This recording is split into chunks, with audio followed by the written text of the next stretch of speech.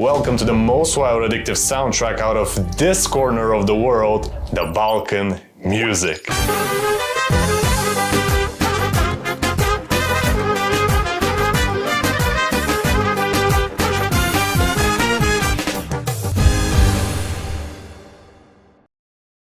As summer's already over and everyone's back to school, university or the 9-to-5 cage, but the nostalgia of those sweaty August nights just won't die. And me as a proud Bulgarian citizen myself, I have to admit it, I'm still not over it. Even though I spent half my summer at Sunny Beach bouncing from club to club like it was my second job.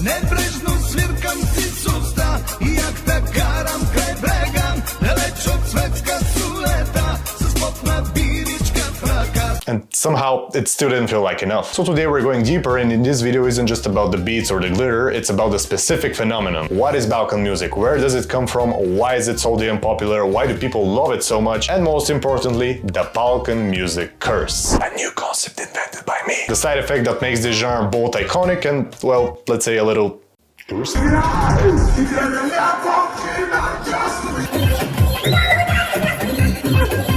So let's get ready to rumble! In our very first video on this channel, we scratched the surface out of this world, the performers, the scene, the way it transforms from a simple music into a full-blown lifestyle, but today we're diving even deeper. And of course, as always, this is all gonna be the truth, the whole truth, and nothing but the Balkan truth about a big show business. I'll confess, I'm just as addicted to as anyone. So what exactly is the Balkan music? To answer that, we first need to look at the Balkans themselves. That messy, beautiful corner of Eastern Europe where history, culture, and way too much rakia collide. We're talking Bulgaria, Serbia, North Macedonia, Greece, Albania, Romania, Montenegro, Bosnia and Herzegovina, Croatia, Slovenia, and even a bit of Turkey's European side sneaking into the mix. Each of these countries adds its own spice to the recipe. Now, the Balkan music isn't just one thing, it's a cocktail, and like the most Balkan cocktails, it's strong, confusing, and guaranteed to mess you up. You've got the classic folk, the gritty raw street flavor of Talava, the hypnotic belly dance vibes of Kürchek, the shiny over-the-top world of Chalga, and of course the unapologetic chaos that is turbo folk. As you can see here on this map, Bulgaria, Serbia, North Macedonia, Montenegro, and Albania are quite standing out of the European countries, having the so-called pop listeners all around. And all of a sudden, this. They're all different. Pretty much every country in some way claims there is the real one, but in the end it's always the same family reunion. Loud, dramatic, and someone's guaranteed to cry by the end. And who's performing it? Always the biggest celebrities in the region. In Serbia, you've got icons like Ceca and Jelena Karleusha. In Bulgaria is Preslava Galena and Aziz. Albania has Tajna and Noisy turning up the heat. Romania gives us Ina and Manele legends like Florin Salam. Each country has their own unique figures, bad boys and turbo pop stars. What's fascinating is the double life they live. In the club they're like gods, glowing in neon, throwing champagne, making crowds scream, but put them in a TV interview and suddenly they're calm, polite, well-dressed professionals. It's like Batman and Bruce Wayne but with more autotune. But here is the big question: if so many people admit Balkan music is low quality, why the hell everyone is still dancing to it? Well, the answer to that is quite simple. It's like junk food. Nobody brags about eating it, but once you've had a few beers or even stronger opiums, because in the Balkans the beer is considered like an ordinary coffee, that beat there hits you in your bloodstream. And all of a sudden you're on the table screaming lyrics you swore you hated.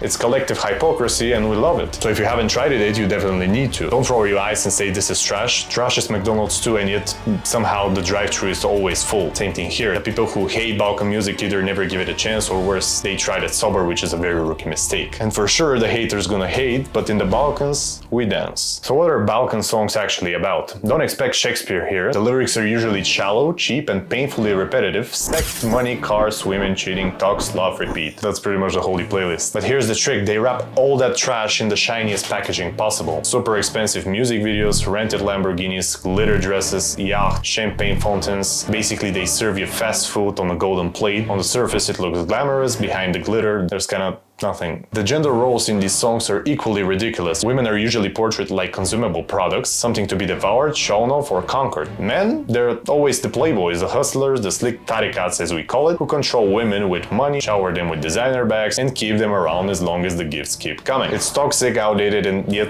somehow everyone is still singing along. Take this example. I sa spogled me sledi. Знам, че ревност теб изгаря. Разбери, че пак грешиш. Malo viski, malo Coca-Cola, dobre žene oko moga stola. Svi gledaju i svi mi se dive. Jak motoru, zıgır zıgırdak, jak motoru, zıgır zıgırdak. Motoru da yapsan, kızlara baksan, motoru da yapsan, kızlara baksan.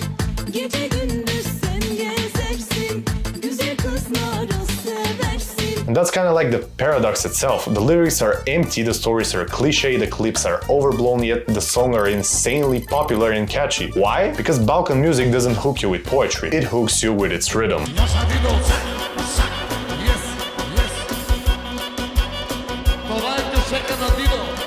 It's low-quality content served in high-gloss wrapping, and somehow it works. It feels like a whole magic trick. One of the most hilarious things about the Balkan music is how much it copies itself. It's like a musical copy machine stuck on repeat. You hear one hit in Serbian, then suddenly the exact same song pops in Bulgarian, Albanian, Romanian, Macedonian, same melody, same beat, just a new language slapped on top. And here's the pattern: the first artist to drop the song usually wins. They get the fame, the views, the spotlight. Everyone else who copies it is left chasing crabs, with a third of the views if they're lucky. Because let's be honest, nobody cares if lyrics are in another language. Once you've heard the melody 2 or 3 times, it's done. By the 4th version, it's not fresh anymore. It's just boring. That's the Balkan music cycle. 1 hit, 5 remarks, and 1,000 people saying, wait, haven't I heard this before? Now, since this channel is mostly about politics, we can't ignore one of the dirtiest part of the Balkan music scene. It's marriage with politics. Because of course, chalga isn't just music, it's also a weapon of manipulation. Most of these so-called singers, the same ones who belt out songs about love and heartbreak, are also the soundtrack of the pre-election campaigns. And not just any campaigns, but the ones run by the most brutal oligarchs.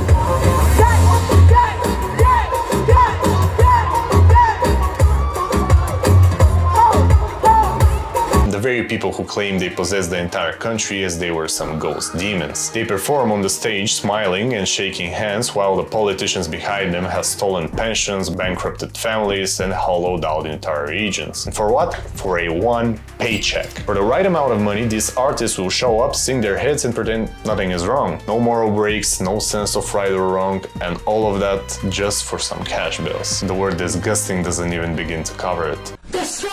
And irony? The same people left poor and struggling by these politicians are the ones who ended up cheering for the concerts. Being in the crowd is a vicious cycle where music becomes propaganda and singers become useful idiots for the corrupt. Another thing you can't unsee once you notice it is that all singers look exactly the same. I swear, if one mother gave birth to all of them, they wouldn't be as identical as they are right now. It's not just a style anymore, it's a factory setting. Same lips, same nose, same hair extensions, same breasts, same ass, same heavy makeup. And here's the catch, it's not just women, even the men are chasing these looks: slick hair, flashy shirts, gym bodies, sunglasses indoors at night like they're allergic to daylight. If you don't fit into that image, if you dare to look normal, suddenly you're a nerd, an outsider, or just not casual. The result? A whole generation of clones, and it's become so normalized that people actually aspire to look like that. And for some, this is the gold standard of beauty. The chalga build has become a brand.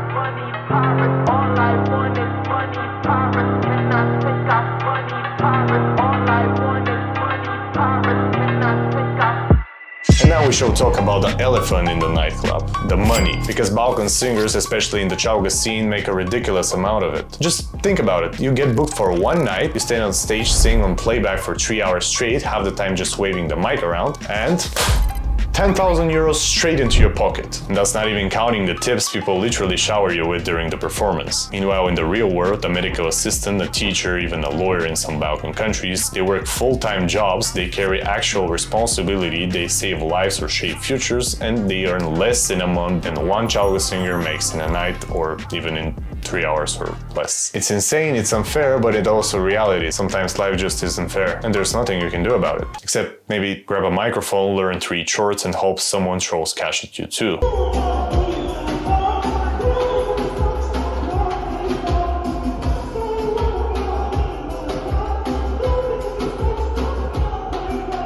Now this is a gun without a safety.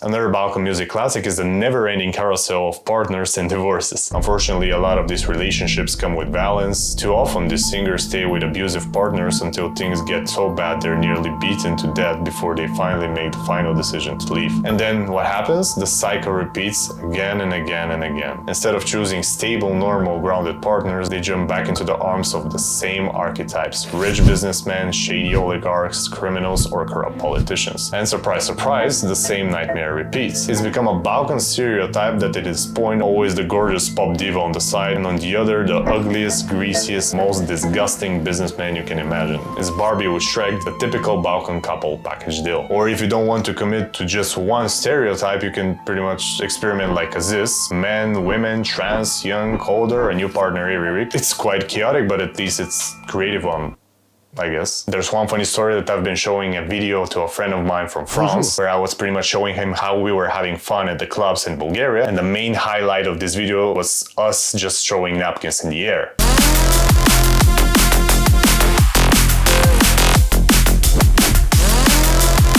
And he was quite confused, why are we doing this? So, here's the logic. In the West, if you're rich, you throw money in the air, make it rain. In the Balkans, we're poor, we can't afford to waste money like that, so we found a cheaper solution. Napkins. Same effect, same celebration, way more affordable. There's also this alternative method in Greece where they break plates.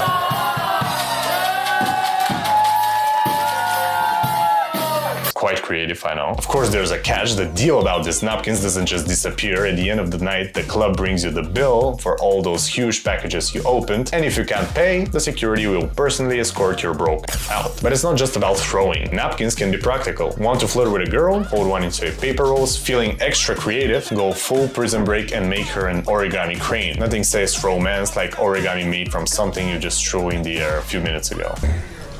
Good to know.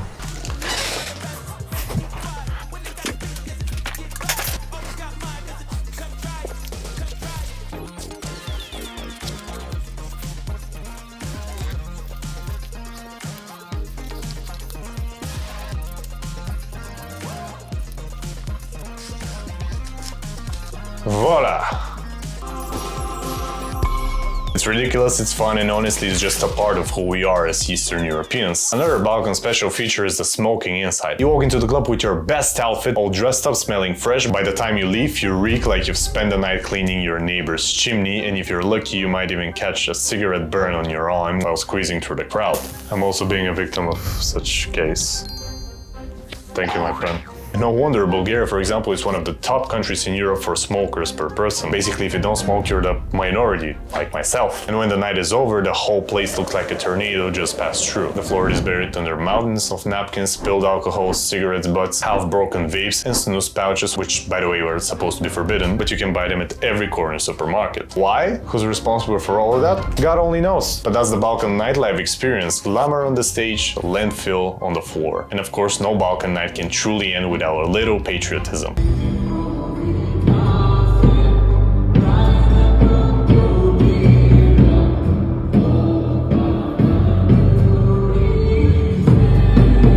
At some point, the DJ always drops a patriotic anthem. It doesn't matter if you've been singing about love, betrayal, cars, and heartbreak all night. By 4 AM, everyone suddenly remembers, wait, we used to be so powerful 1,000 years ago. That's when the crowd unites, arms around shoulders, screaming patriotic lyrics like it's the World Cup final, which my country never seems to be able to participate. Another Balkan classic is the endless casinos. They're everywhere, on the roads, on the billboards, inside football stadiums, plastered all over reality shows. And who's always front row for these casino ads? The same chalga singers. They're there smiling, pretending to be ambassadors of fun, when in reality they're just luring more people into debt. In the Balkans, it's not just a casino, it's a whole ecosystem. A casino, a fast credit office, and a pawn shop sitting next to each other like three evil brothers. It's a perfect cycle. Borrow money, gamble it away, own your belongings, repeat. Until eventually you're in debt and some gangsters show up to remind you it's time to pay. And yes, Parliament in the most countries technically banned casino ads, and guess what? They're still everywhere, because here rules are decorations. Even stadiums aren't safe. In Bulgaria, the legendary Arena Armets renamed to Arena 8888, which is another betting site. National pride brought to you by gambling addiction. And comparing this with the West, in countries like Belgium, you might find 1 or 2 casinos state-owned regulated and controlled.